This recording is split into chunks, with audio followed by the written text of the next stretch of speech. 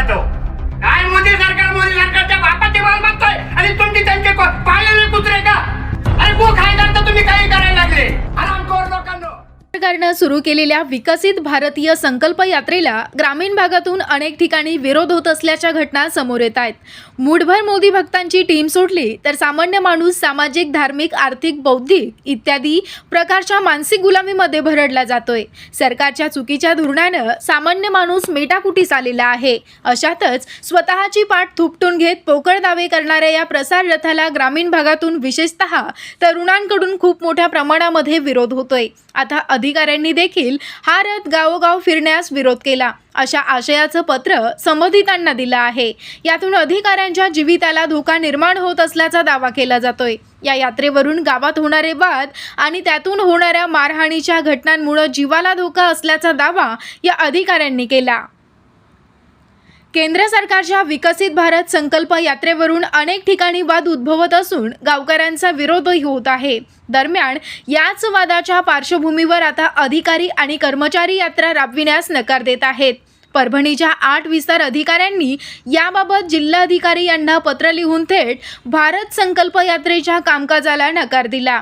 त्यामुळे विकसित भारत संकल्प यात्रेच्या कामकाजाला नकार देणारे लेखी पत्रच थेट जिल्हाधिकाऱ्यांना पाठवून अधिकाऱ्यांनी काम करण्यास नकार दिला।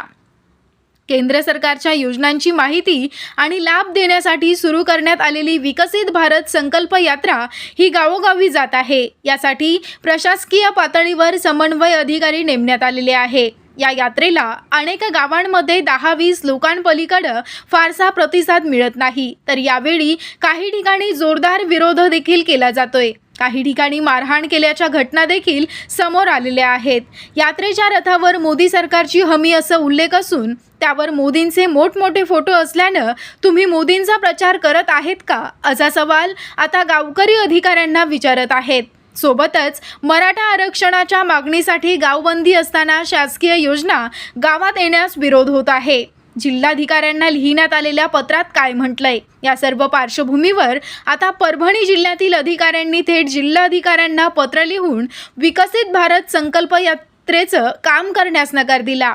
जिल्हाधिकाऱ्यांना लिहिण्यात आलेल्या पत्रात म्हटलंय की गावामध्ये गेल्यानंतर गावकरी या यात्रेत तुम्ही मोदींचा प्रचार का करत आहात, भारत सरकारचा करा असा जाब विचारत आहेत। त्यातच या योजनेचे चित्र रथावर मोदी सरकार असा उल्लेख असल्यानं आम्ही या लोकांना तोंड देऊ शकत नाही। त्यामुळे पोलीस संरक्षण द्या, अन्यथा आम्ही या यात्रेचं कामकाज करणार नाही, अशा आशयाचं पत्र थेट जिल्हाधिकारी रघुनाथ गावडे यांना पाठवलं।